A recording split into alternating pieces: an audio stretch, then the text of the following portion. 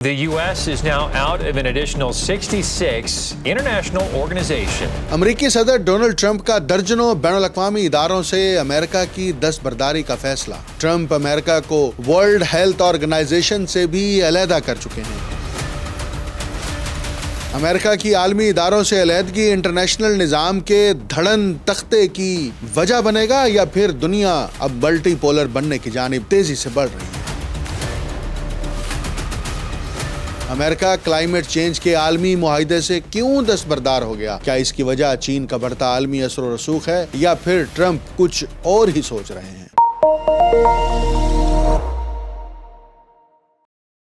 آپ دیکھ رہے ہیں انٹولڈ سٹوری ود ڈاکٹر اکمل سومرو۔ امریکی صدر ڈونلڈ ٹرمپ کا درجنوں بین الاقوامی اداروں سے امریکہ کی دستبرداری کا فیصلہ محض انتظامی اقدام نہیں بلکہ عالمی نظام پر امریکی بالادستی کے تصور کی ایک واضح نظریاتی تشکیل نو ہے۔ ان اداروں میں وہ تنظیمیں بھی شامل ہیں جو موسمیاتی تبدیلی جیسے عالمی بحران سے نمٹنے کے لیے بین الاقوامی اشتراک کی علامت سمجھی جاتی تھی۔ امریکی صدر نے ایگزیکٹو آرڈر کے ذریعے جن اداروں سے علیحدگی کا اعلان کیا ہے، ان 66 اداروں میں سے تقریباً نصف اقوام متحدہ کے دائرہ کار سے وابستہ ہیں، جن میں frame work convention on climate change بھی شامل ہے۔ وہ معاہدہ جو عالمی درجہ حرارت کے خلاف اجتماعی عالمی حکمت عملی کی نظریاتی بنیاد فراہم کرتا تھا۔ 1 سال پہلے ٹرمپ امریکہ کو ورلڈ ہیلتھ آرگنائزیشن سے بھی علیحدہ کر چکے ہیں۔ امریکی صدر نے UN women, UN population fund, violence against children جیسے اہم ذیلی اداروں سے بھی علیحدگی اختیار کرنے کے احکامات جاری کر دیے ہیں۔ امریکی ریاست اب ان موضوعات کو عالمی انسانی مسائل نہیں بلکہ عالمیت پسند اور ووک نظریاتی ایجنڈوں کے طور پر دیکھتی ہے، یعنی ایسے ایجنڈے جو قومی ریاست کی بالادستی، امریکی خود مختاری اور سرمایہ دارانہ معاشی مفادات کے راستے میں رکاوٹ سمجھے جاتے ہیں۔ یہ فیصلہ بنیادی طور پر حکومت کی 6 مہینے کی کارکردگی کا جائزہ لینے کا نتیجہ ہے۔ اس جائزے کا مقصد یہ جانچنا تھا کہ آیا بین الحکومتی اداروں، بین الاقوامی کنونشنز اور معاہدات میں امریکہ کی شرکت امریکی قومی مفاد، خود مختاری اور اسٹریٹجک ترجیحات سے ہم آہنگ ہے یا نہیں۔ امریکہ کی جانب سے عالمی اداروں اور کثیر الجہتی نظام سے بتدریج علیحدگی اس سوال کو ناگزیر بنا رہی ہے کہ آیا دنیا واقعی ایک ملٹی پولر نظام کی طرف بڑھ رہی ہے یا محض امریکی بالادستی کے خلا میں عارضی بے ترتیبی جنم لے رہی ہے۔ نظریاتی طور پر یہ لمحہ یورپ، چین، روس اور گلوبل ساؤتھ کے لیے ایک تاریخی موقع ہے کہ وہ امریکی مرکزیت سے ہٹ کر عالمی نظم کی نئی ساخت تشکیل دیں، مگر عملی سطح پر یہ عمل نہایت پیچیدہ ہے۔ ملٹی پولر دنیا محض طاقت کے بکھراؤ سے وجود میں نہیں آتی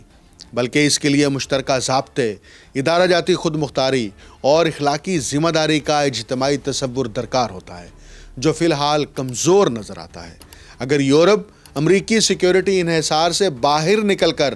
حقیقی اسٹریٹجک خود مختاری اختیار نہیں کرتا، اگر چین عالمی قیادت کو محض معاشی توسیع کے بجائے ادارہ جاتی ذمہ داری سے نہیں جوڑتا،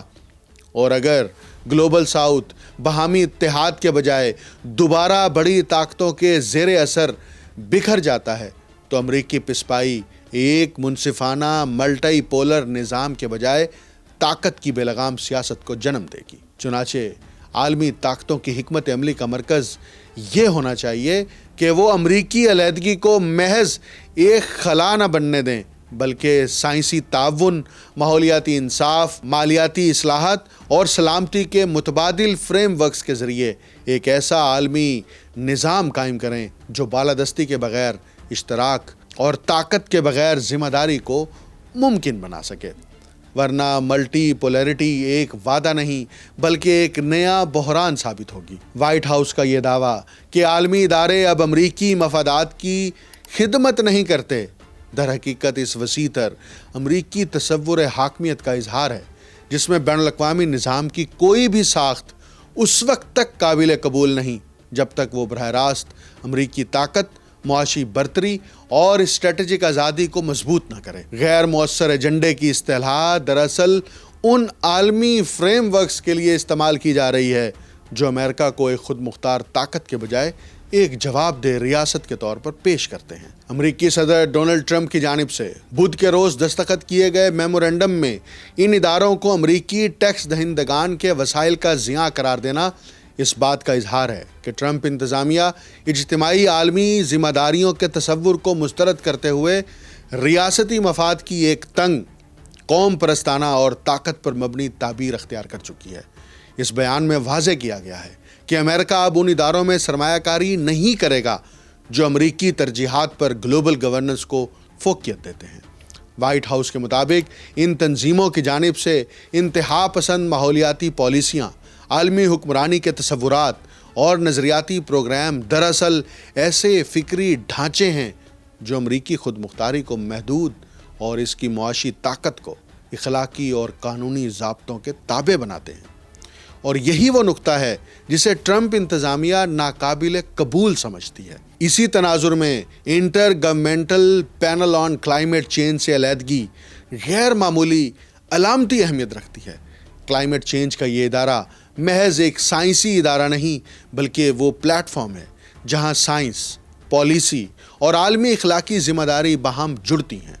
اس سے علیحدگی دراصل اس تصور کی نفی ہے کہ سائنسی علم عالمی سطح پر ریاستی طاقت کو محدود یا جواب دہ بنا سکتا ہے۔ ادارے کے اندرونی ذرائع کے مطابق اس فیصلے سے نہ صرف کلائمیٹ چینج کی آئندہ تحقیقی رپورٹس متاثر ہو سکتی ہیں بلکہ وہ امریکی سائنسدان بھی غیر یقینی صورتحال کا شکار ہو گئے ہیں جو عالمی سائنسی تعاون کے تحت کام کر رہے تھے۔ یوں یہ اقدام امریکہ کو ایک ایسے عالمی کردار کی طرف لے جاتا دکھائی دے رہا ہے جہاں طاقت علم پر، خود مختاری اشتراک پر اور قومی مفاد انسانی بقا کے اجتماعی سوال پر فوقیت اختیار کر لیتا ہے۔ وائٹ ہاؤس پہلے ہی امریکی سائنسدانوں کو چین میں منعقد ہونے والے ایک بین الاقوامی اجلاس میں شرکت سے روک چکا ہے، جو اس بات کی واضح علامت ہے کہ ٹرمپ انتظامیہ عالمی سائنسی مکالمے کو محض غیر ضروری نہیں بلکہ ممکنہ طور پر امریکی بالادستی کے لیے خطرہ سمجھتی ہے۔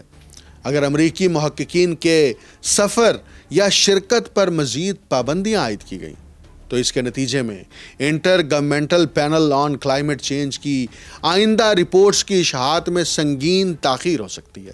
خصوصاً وہ میٹیگیشن رپورٹ جو حکومتوں کے لیے یہ رہنمائی فراہم کرتی ہے کہ موسمیاتی تبدیلی سے نمٹنے کے عملی اقدامات کیسے کیے جائیں۔ امریکہ کی دستبرداری سے متاثر ہونے والے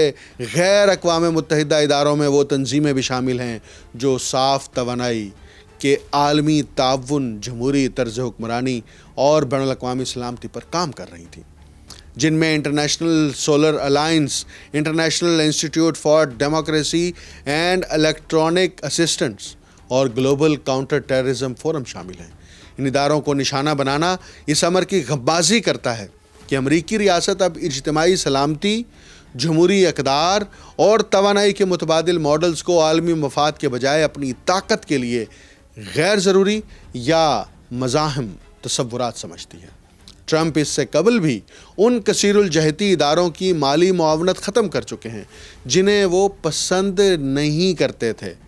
اور وہ انسانی سرگرمیوں کے نتیجے میں پیدا ہونے والی موسمیاتی تبدیلی پر سائنسی اتفاق رائے کو کھلے عام فریب قرار دیتے رہے ہیں۔ اس رویے میں سائنس سے اختلاف نہیں بلکہ علم کو طاقت کے تابع کرنے کی شعوری کوشش جھلکتی ہے۔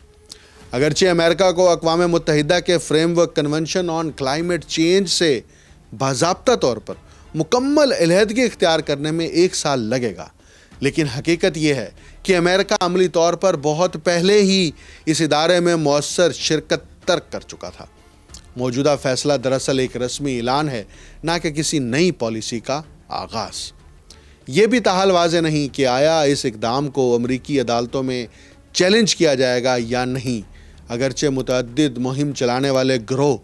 اس کے لیے دباؤ ڈال رہے ہیں۔ امریکی آئین اگرچہ صدور کو یہ اختیار دیتا ہے کہ وہ معاہدوں میں شمولیت اختیار کریں، بشرط یہ کہ سینٹ کے 2/3 اراکین اس کی توثیق کریں، مگر آئین اس بارے میں خاموش ہے کہ کسی معاہدے سے علیحدگی کی صورت میں قانونی طریقہ کار کیا ہوگا۔ یہ غیر یقینی ہے کہ مستقبل کا کوئی صدر محض درخواست دے کر ٹرمپ کے اس فیصلے کو پلٹ سکے گا۔ یہ تازہ دستبرداریاں اس پس منظر میں سامنے آئی ہیں کہ ٹرمپ نے گزشتہ برس دوسری مرتبہ امریکہ کو پیرس ماحولیاتی معاہدے سے نکالا اور برازیل میں ہونے والے کوپ 30 موسمیاتی اجلاس میں بھی امریکی وفد بھیجنے سے انکار کر دیا۔ اس سے قبل امریکہ عالمی ادارہ صحت، اقوام متحدہ کی انسانی حقوق کونسل اور اقوام متحدہ کے ثقافتی ادارے یونیسکو سے بھی علیحدگی اختیار کر چکا ہے، یعنی عالمی نظام کے ہر اس فورم سے پسپائی جہاں امریکہ سے جواب دہی یا اخلاقی ذمہ داری کا تقاضا کیا جا سکتا تھا۔ ٹرمپ انتظامیہ کی جانب سے بین الاقوامی ماحولیاتی، سائنسی اور کثیر الجہتی اداروں سے مسلسل دستبرداری محض پالیسی تبدیلی نہیں بلکہ اس عالمی نظام کے خلاف ایک اعلانیہ بغاوت ہے جو دوسری عالمی جنگ کے بعد امریکی قیادت میں تشکیل دیا گیا تھا۔ یہ عمل اس بات کا اعتراف بھی ہے کہ امریکہ اب اس نظام کو برقرار رکھنے میں دلچسپی نہیں رکھتا جس میں علم، اخلاقی ذمہ داری اور اجتماعی بقا ریاستی طاقت پر قدغن بن جائیں۔ موسمیاتی سائنس ہو یا عالمی صحت، انسانی حقوق ہوں یا جمہوری حکمرانی، ہر وہ فورم جہاں امریکہ سے جواب دہی، اشتراک یا خود احتسابی کا مطالبہ کیا جاتا ہے، وہاں پسپائی اختیار کی جا رہی ہے۔ اس تناظر میں intergovernmental panel on climate change جیسے ادارے سے علیحدگی دراصل سائنسی اتفاق رائے کی نہیں بلکہ اس تصور کی نفی ہے کہ علم عالمی سطح پر طاقت کو نظم میں لا سکتا ہے۔ ٹرمپ کی خارجہ پالیسی ایک ایسی امریکی حاکمیت کا تصور پیش کرتی ہے جو کسی عالمی فریم ورک، اخلاقی اصول یا اجتماعی خطرے کو تسلیم نہیں کرتی، جہاں قومی مفاد، طاقت اور بالادستی انسانیت کے مشترکہ مستقبل پر فوقیت رکھتی ہے۔ یہ رجحان نہ صرف عالمی تعاون کو کمزور کرتا ہے بلکہ اس بات کی بھی نشاندہی کرتا ہے کہ موجودہ عالمی بحرانوں میں سب سے بڑا خطرہ موسمیاتی تبدیلی نہیں بلکہ وہ ریاستی طاقت ہے جو جان بوجھ کر علم، تعاون اور انسانی بقا کے تصور کو غیر مؤثر بنانے پر تلی ہوئی ہے۔ امریکہ ایک ایسے قومی حاکمیت کے تصور کی طرف لوٹ رہا ہے جو خود کو کسی بھی عالمی ضابطے، اجتماعی معاہدے یا اخلاقی تقاضے سے بالا تر سمجھتا ہے۔ یہ وہ مقام ہے جہاں امریکی طاقت خود کو قائد نہیں بلکہ ایکسیپشنل سوورن کے طور پر پیش کرتی ہے۔ گلوبل ساؤتھ کے لیے یہ تقسیم اور بھی زیادہ تباہ کن ہے۔ وہ خطے جو نوآبادیاتی استحصال، تاریخی اخراجات اور ماحولیاتی عدم انصاف کا سب سے بڑا بوجھ اٹھا رہے ہیں، اب ایک بار پھر اس نظام کے رحم و کرم پر چھوڑ دیے گئے ہیں جسے مغرب نے خود تشکیل دیا تھا۔ امریکہ کی پسپائی نہ صرف مالی وسائل اور سائنسی تعاون کے دروازے بند کرتی ہے بلکہ گلوبل ساؤتھ کے ان دعووں کو بھی کمزور کر دیتی ہے جن کے تحت ترقی یافتہ ریاستوں کو تاریخی ذمہ داری قبول کرنی چاہیے۔ یوں عالمی موسمیاتی بحران میں سب سے کم کردار ادا کرنے والی اقوام ایک مرتبہ پھر سب سے زیادہ قیمت چکانے پر مجبور ہیں۔ یہاں یورپ کی پوزیشن بھی مکمل طور پر معصوم نہیں، اگرچہ یورپی قیادت امریکی فیصلوں پر افسوس کا اظہار کرتی ہے اور کثیر الجہتی نظام کے دفاع کی بات کرتی ہے، مگر عملاً وہ اب بھی امریکی طاقت کے اسٹریٹجک سائے سے باہر نکلنے میں ناکام ہے۔ یوکرین سے لے کر مشرق وسطیٰ تک یورپ کی اخلاقی زبان اکثر امریکی مفادات کے سامنے مصلحت کا شکار ہو جاتی ہے، جس سے اس کی عالمی قیادت کا دعویٰ کمزور پڑتا ہے۔ یوں یورپ ایک ایسی درمیانی طاقت کے طور پر ابھرتا ہے جو اصولوں کا دفاع تو کرتی ہے مگر ان کی حفاظت کے لیے درکار سیاسی خود مختاری سے محروم ہے۔ اس تناظر میں امریکی دستبرداریاں محض ایک قومی فیصلہ نہیں